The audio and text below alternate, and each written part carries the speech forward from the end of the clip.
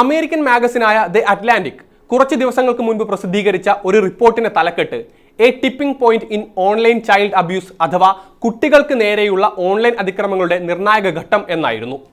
കുട്ടികളുമായി ബന്ധപ്പെട്ട പോൺ ദൃശ്യങ്ങളുടെ ഓൺലൈൻ വ്യാപനം ചരിത്രത്തിൽ മുൻപെങ്ങുമില്ലാത്ത തരത്തിൽ വർദ്ധിച്ചിരിക്കുന്നു എന്നതായിരുന്നു ആ റിപ്പോർട്ട്. അതേക്കുറിച്ചാണ് ഇന്നത്തെ ഇൻഡെപ്ത്. സ്വാഗതം.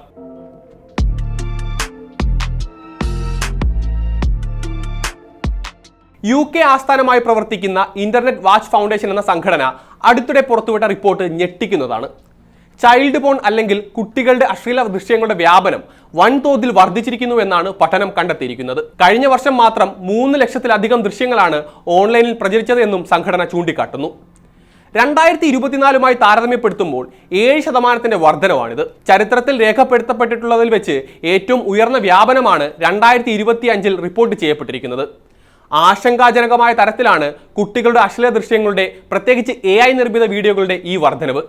3440 AI നിർമ്മിത ചൈൽഡ് പോൺ വീഡിയോകളാണ് IWF മാത്രം കണ്ടെത്തിയത്. 2024 ഇത് 13 എണ്ണം മാത്രമായിരുന്നു.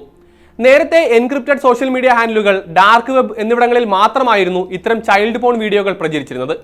എന്നാൽ AIയുടെ കടന്നുവരവോടെ അതിൽ വലിയ മാറ്റം വന്നിരിക്കുന്നുവെന്നാണ് റിപ്പോർട്ട് വ്യക്തമാക്കുന്നത്. കഴിഞ്ഞ വർഷം പ്രചരിച്ചതിൽ 2/3 ലൈംഗിക പീഡനം ഉൾപ്പെടെയുള്ളവ ചിത്രീകരിക്കുന്നതാണ്.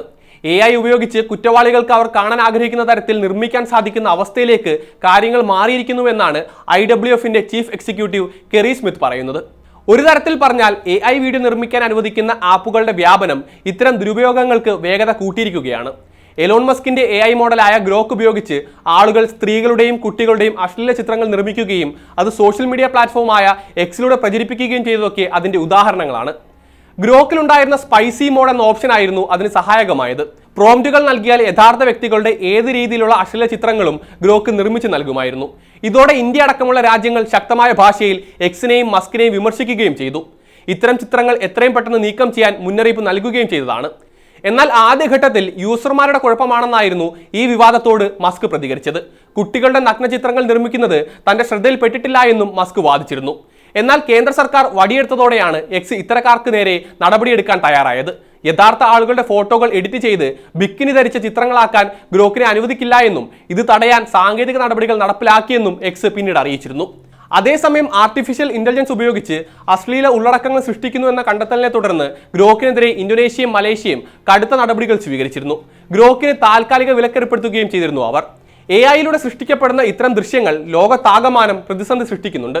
ഏറ്റവും അധികം ബാധിക്കപ്പെടുന്നതാകട്ടെ കുട്ടികളാണ് എന്നതാണ് ആശങ്ക ഇരട്ടിയാക്കുന്നത്. UKയും അമേരിക്കയും ഉൾപ്പെടെയുള്ള രാജ്യങ്ങൾ ഇത്തരക്കാർക്ക് നേരെ നടപടിയെടുക്കാൻ നിയമങ്ങൾ പാസാക്കുന്നുണ്ടെങ്കിലും കുറ്റവിചാരണ മന്ദഗതിയിലാണ്.